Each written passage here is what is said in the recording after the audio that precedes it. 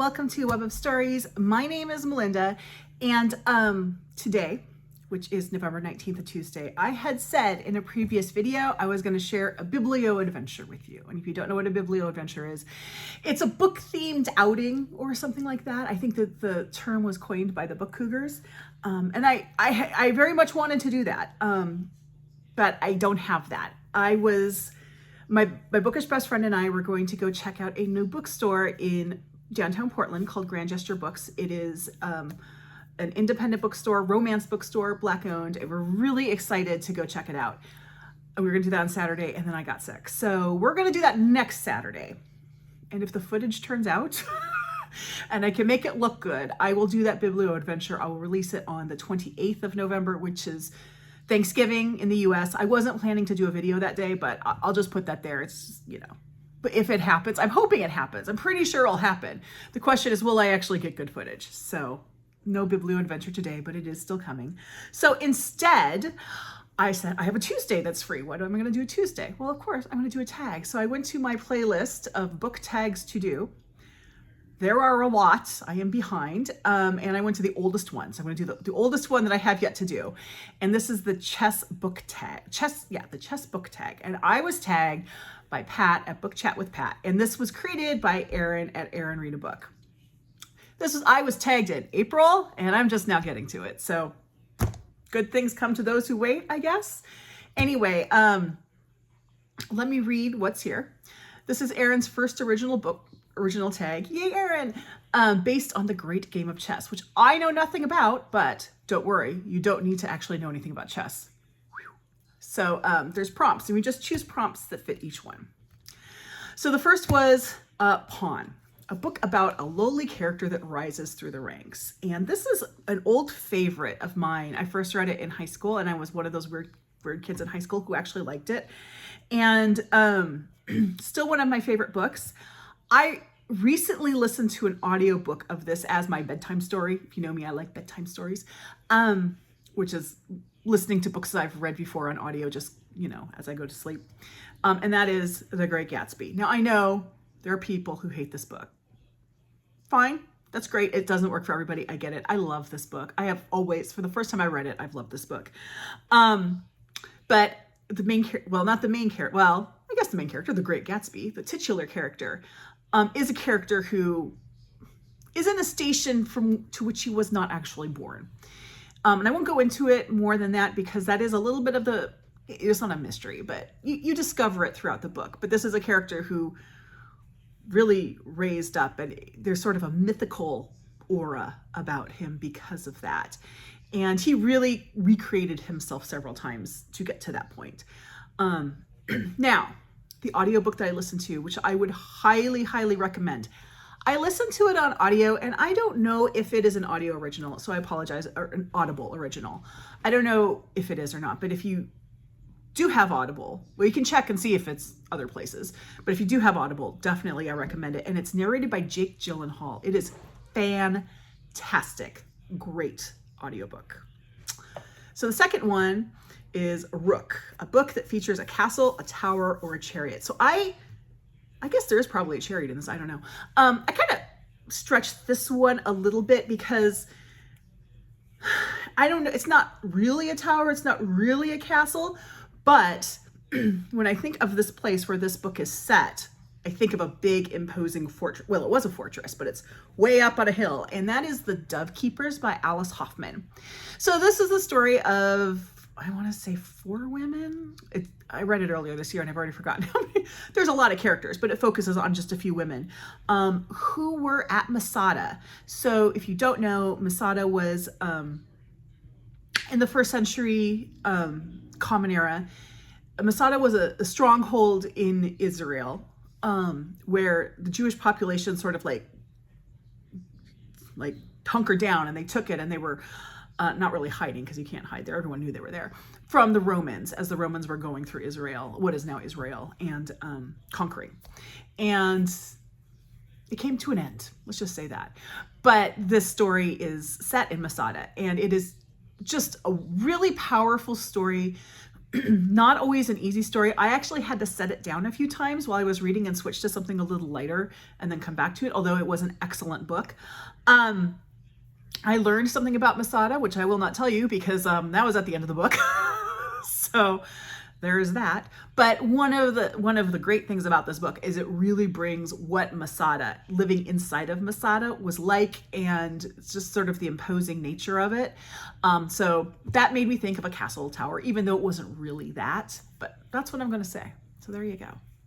And now we're moving on to A Knight, a book about an animal or animals, bonus points if it is a horse. I apparently don't read a lot of books about animals because this was the one that gave me the most trouble. And I did come up with one, and unfortunately it's one I can't talk too much about, and I will tell you why. But this is The Plover by Brian Doyle. This is the follow-up to my favorite book, Mink River. The reason I can't tell you about it is anything I tell you about this book is a major spoiler for Mink River. But in this book, there are a lot of birds, and the birds really, they aren't the main characters, but they play a very interesting part, and they are given like full character treatment. Incredibly well done. Incredibly well done. I picked this book up thinking I'd like it. I did not expect to love it. I mean, I still love Mink River a bit more because it's my favorite book, but this one was another 5-star book for me. And yes, there's a bird on the cover, but there's a bird on the cover of Mink River too. And I guess I could have counted that one. That one has a talking crow named Moses. This is another bird. So there you go. Okay, now we're moving on to The Bishop, a book that features religious characters or members of a church. Bonus points for a bishop.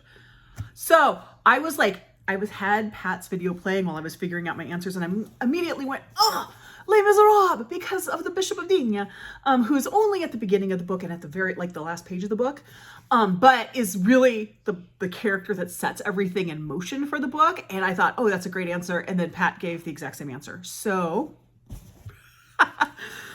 another 5-star book for me. Death Comes for the Archbishop, and I get bonus points twice now because there's 2 different bishops, right? There's actually 3 bishops because there's another bishop in here, so I get lots of bonus points on this one. I read this for the first time earlier this year with Maria Andrea at Books and Bocadillos and fell in love with it. So as I've said before, I purchased this book kind of because of the cover, and I'm not a cover by person, but the reason why is this illustration reminded me a lot of San Javier del Bac, which I know very well. It's outside of Tucson. Whenever we go to see my dad in Arizona, we always go at least once there. So I was like, oh, I think that's San Javier. It is not, but San Javier is referenced in here. But this is really the story of 2 French priests, being him bishops, who come to be missionaries in the American Southwest, just as that area is becoming part of the United States. And it covers a very long period of time. So you really get it from the beginning to wait till it's really settled and really rolled into the United States. And as I have said before about this book, like that description makes me a little nervous because missionaries aren't always a great thing. But this book is not like that. The main character has the bishop, who is the main character, has such respect for the native peoples and their traditions, and he really lives among them and doesn't impose himself on them, but he still works for them. This book is so gorgeous and so lovely. It encouraged me to read more Willa Cather, which I have been doing. So Death Comes for the Archbishop. I got the bishop one down, right? Because that's good. Because the next one, my next 2 books will probably work either for the next 2 prompts. Just show you.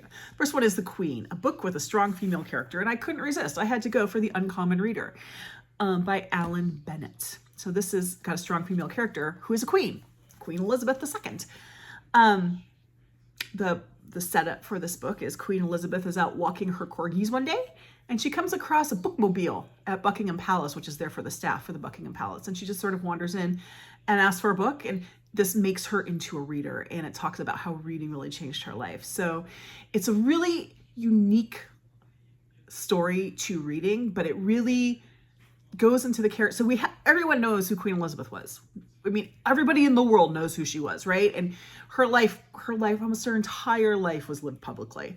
But this, we really get into the private what Alan Bennett imagines her private life to be if she were in this situation. I loved this book. It was such a delight. Loved it. So now that could have worked for the next one, which is King, a book about a monarch or ruler. And I couldn't decide where to do it, but I decided to put it here because Queen. But my book for King, a book about a monarch or ruler, is a book about two queens. This is nonfiction, but it is very readable. If you are not a nonfiction reader, you can still read this. It does read, it's a very smooth read, language-wise. It doesn't feel academic.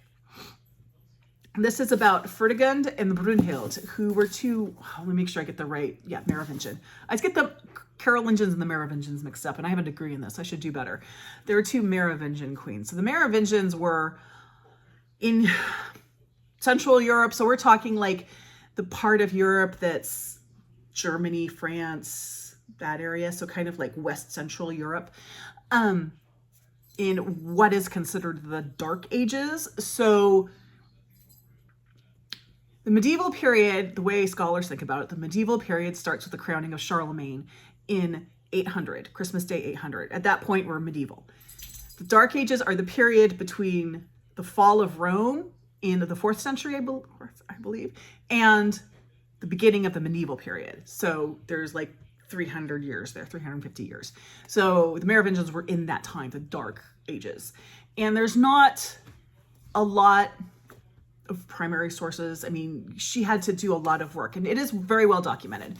But this story is about two women who were rival queens. They were actually sisters-in-law. Sisters-in-law. Because of Merovingian inheritance methods, when a man died, his property was divided up among his sons. Now, this is not something that can be sustained because you're just going to keep dividing. They didn't do the thing where the oldest son gets everything. And this created kind of a power vacuum in Europe, which is what led to someone like Charlemagne uniting it all and beginning the medieval period. But these two queens, so Brunhild was sort of raised to be a queen. She was a very political woman in that she knew the machinations of government, of the government of her time, and she knew how to work it. She knew what her role was and how to exploit her role to claim power for herself, which is saying a lot in a society that is so male-dominated as the Dark Ages. Ferdinand was basically what we would call a commoner, who married up. And she's not political, but she's not political in the way Brunhild is, but she is feisty and determined and will use any means possible. The way I have described this book, and I still stand by it, is Brunhild is, what's that one? House of Cards. Thank you. House of Cards. The presidential show on Netflix. We're not going to talk about the star. That's very much it. That's sort of kind of like work things around. And Ferdinand is Game of Thrones. So House of Cards and Game of Thrones meet is what you get here. True story, fascinating. These two characters are ones who are pretty much sort of, I'd heard of them when I was studying, but they were very much like a footnote. So it was really great to dive into their history. And I really like this as, this could have worked for Queen because of strong female characters. There's two of them, but I decided to put this. As I said, those two can go together. Again, highly recommend this even if you're not a nonfiction reader because it's that. My daughter even read this and she really liked it. Warning, the end is rough and it's nonfiction. This is what happened. There's no way around it. It's not like the author just had a horrible imagination and came up with something really horrible. It really did happen, but there you go. So last thing is en passant. So I'm going to tag some people. Now, again, so we are 7 months I've been waiting to do this. I am just going to pull from my little jar here. I'm going to pull 3 names. And if you haven't done it, these people may have already done this tag. So I'm thinking of this more as a shout out sort of thing. Of course, whoever would like to do this tag is welcome to do it. And the people I pull, you're tagged if you want to do it. But you may have already done it. I can't even keep track. But really just think of these more as shout outs. So The first one, oh, I've even mentioned in this tag, Mariandria at Books and Bocadillos. And then I have, who do I have next? Nicole at Noteworthy Fiction. Mix up my things here. And Becca at Read Becca. If you guys haven't done this tag, feel free to do it if you desire. If not, please go check out their channels. This is me shouting them out. And thank you. Thank you very much, Pat. I'm sorry it took me over half a year to get to this tag, but I'm glad I did it. And thank you, Erin, for creating it. So like, subscribe, join my Discord, and hopefully you will be seeing a Biblio adventure next week.